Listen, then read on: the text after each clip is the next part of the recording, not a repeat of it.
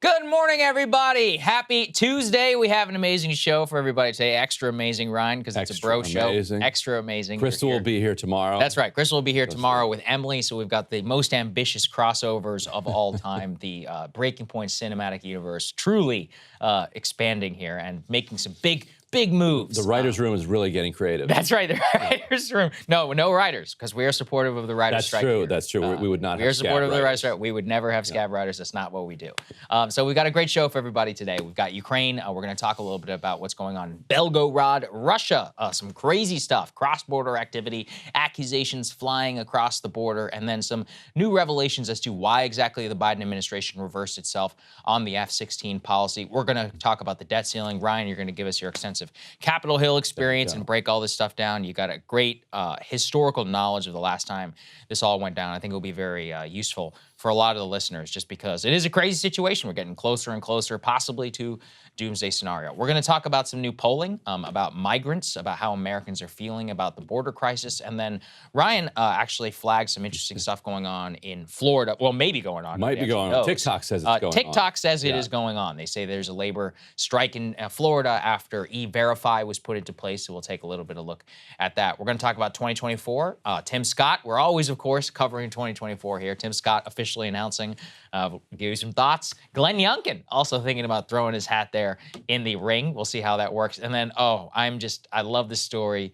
Uber's head of diversity has been put on leave for saying that people should not discriminate against white women. And then they called Karen. her manager. And then they called her manager. They actually were the Karens. That's the most hilarious. This is a great story. We're going to break it down. And just a follow on to everything about how D&I is a complete scam. But before we get to that, I just want to say thank you all to the premium subscribers who continue to sign up, support our work, our ability to have candidates. We've got RFK coming back, Marianne, several others. They'll be joining us at the studio with the brand new desk, the new set. Ryan, I know you don't like the bricks. Yes. So they'll be gone soon. You got to be a little bit sad about it. A little bit, but what we could do is we can have open mic nights That's here. Right. Yeah, that's right. that's the vibe. Right, like maybe dim the lights, yes. And all of that. Yeah, maybe we should. We can add a little bit of income and help pay for the set. Genius. Actually, I think it's reduce easier. the premium prices if we make money off the open Well, let's mic not night. get carried away. Yeah, okay. No, listen, maybe it's easier if just the people who support our show continue to do so. BreakingPoints.com. It's a lot easier so that we don't have to get into the open mic business. Although I wouldn't be above it. It'd be kind of fun, to be honest. So anyway, we appreciate you all so much. We're getting really excited. Everything's being fabricated. It will soon debut. New graphics, new everything, and premium members get the official first look at the entire set. We're going to have a very special event for all of you. Check your inboxes to make sure that you keep updated. But let's go ahead and get to the show. As I alluded to with Ukraine, extraordinary action happening yesterday. Let's throw this up from the Wall Street Journal. Ukrainian-backed troops have staged a cross-border incursion into Russia. The Ukrainian military intelligence identified the fighters as two volunteer groups of Russian citizens, kind of like those little green men that walked into Crimea, right, Ryan?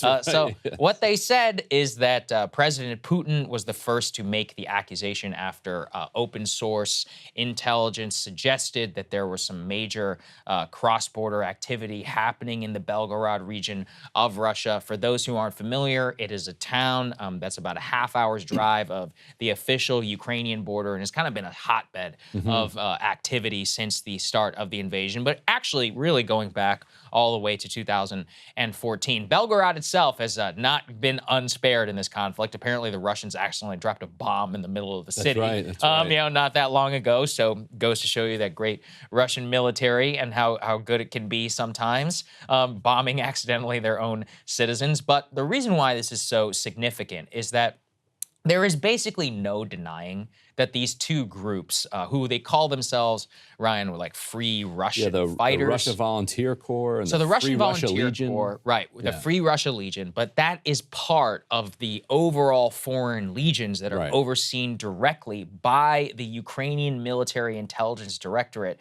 otherwise known as HUR. For those who don't know, HUR has been the one behind all of the quote-unquote covert Ukrainian attacks on Russian soil. And it's why many of the assurances by Zelensky and others that, oh, we've never attacked Russia, it's ridiculous, ridiculous on its face. So what do you make of the attack, Ryan? Approximately 8 people or so were injured. Doesn't appear to see too many killed. But the reason why it's important is that this is the first known incursion, or at the very least, this is the first and most brazen incursion yet by Ukrainian-backed forces, and really de facto U.S.-backed forces, onto Russian soil since the beginning of the conflict. Right, and they're not really trying to hide it because they're doing this funny rationale where they're saying, yes, it's true that these fighters are affiliated with us, but when they go into Russia, we have no idea. They're no longer affiliated with us, and then they're acting independently. But they also made clear through the entire operation that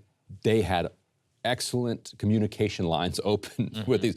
So they're basically saying without saying, because if you say that we have now invaded Russian soil with these troops, then diplomatically and militarily, that is an escalation, even though it's just words, which is what's so absurd. Are we really going to say that this didn't have anything to do with the F-16s? Like the one thing that they wanted, which of course, President Biden said yesterday, oh, we would never, he gave me an assurance, we won't use it to attack Russia. Like the day after, you see the most brazen, and here's the other thing, like I said, they're not even bashful about it. A spokesperson for the Ukrainian Intelligence Directorate said that the aim of the operation was to create a buffer zone to protect Ukrainian civilians. We expect that such actions will become more frequent. And I think this is the time to put in the same caveat that I always have for the NAFO folks. Everyone's like, how can you blame Ukraine for? I can't blame them. It's not about judgment. Yeah. There's no judgment happening here at all. This is about strategic calculus and blowback for the United States. If I was them, I'd be doing the same thing. And guess what, though? If you experience the risk of, like some catastrophic retaliation, well, that risk should be 100% borne by you. And instead, we're the ones who are supplying this army. We're the ones who are basically running all of their ops out of the Pentagon. That was probably the most significant thing that came out of those leaked docs. Like, we're literally running battle damage assessments for the Ukrainian military the way that we did in the past for, like, our airstrikes on ISIS. Except, we were actually trying to kill. We were the ones engaged in the fight against ISIS. We don't really have anything to do with this. Yet the same level of military operational, capacity is being used to support them. So overall, once again, the reason why this is important, put this up there on the screen, the Ukrainian government continues to deny any accusations of attacking the Belgorod region. They say that it's anti-Putin militias, as I've said before, but they are slowly and really, almost completely at this point, eroding any credibility that they have. And again, people are like, oh, what are you saying? You believe the Russians? No, I believe videos coming out of Belgorod of people getting shot. So I'm like, well, I wonder who's doing this. I'm not saying the Russians are trustworthy, but the real jump the shark moment for the Zelensky government, Ryan, was when they immediately blamed the Russians for that, for those 2 deaths in Poland after their anti-aircraft missile anti-aircraft missile killed 2 Polish civilians. And they were like, this is Russia. This is why we need a no-fly zone. And then immediately after it comes out, it's like, no, that was actually Ukrainian anti-aircraft. And here's the other thing. They never even apologized. They still deny that it was ever them. And we're all supposed to just brush past the fact that we're like, oh, like we literally cannot trust you at all. Like, you're a liar. And you are a liar specifically because you want to draw us further into your conflict. So how do we know? Here's the other question, too. How much command and control does Zelensky have over this? Because every time I read in the New York Times about how some strange men who happened to blow up the Nord Stream pipeline, who may or may not have been connected to Ukraine, they're like, but Zelensky had no idea. So either that's false or it's true. Both are actually very troubling. Both are a big problem. Sure. And, Zelensky, fairly new leader. Yes. Overseeing a disorganized, young kind of military and country. So you could imagine that you would have, in a country that previously had so many different power centers, or organized around regional powers and oligarchic powers. You can imagine that is not the kind of thing that's easily, going to be condensed into the power of just one presidency. Could you kind of explain that? Because I think that there is often a bias of people who grew up only in the West who are used to democratic countries. In developing countries, and specifically post-Soviet republics, power is very often not concentrated in the hands of just an executive. It's disparate. Right. It technically says one thing on paper and actually works very differently in practice. And that's actually very typical for a post-Soviet state like Ukraine, and would explain why Zelensky really doesn't run the show. Yeah, the West came into all of those, to Russia and the ones countries outside of it, with what they called shock therapy, which is they took all of the kind of Soviet Union assets, public assets, say whether it's the gas companies, which then hired Hunter Biden later, all the rest of the economy, and they held auctions. And only particular flunkies, if you were close enough to the right people, were able to be in on those auctions. And so they were able to buy, say, Gazprom, for pennies on the dollar. Right. And then overnight, they own Manchester United or whatever. That's where you get Russian oligarchs. That's where you get Ukrainian oligarchs. They always own some type of gas company or something like that. And so from that comes power, because then we tried to just layer on top of this elections rather than kind of building the institutions and the culture of democracy from bottom up. We just said, okay, we don't have a communist party anymore. We don't have public ownership of all of these assets. We have private ownership of them, and on this date, you're going to have an election. Right. And so the oligarchs are like, okay, cool, here are my candidates. The other reason I think, Ryan, that this is all important is it's about command and control. It's about like I said, Zelensky had knowledge and ordered the attack, which I think is likely. I think he probably did, given the intelligence assessments that we have privately. Belgorod. Yeah, absolutely. And you know why? It doesn't take a genius. They just suffered a massive battlefield loss in Bakhmut.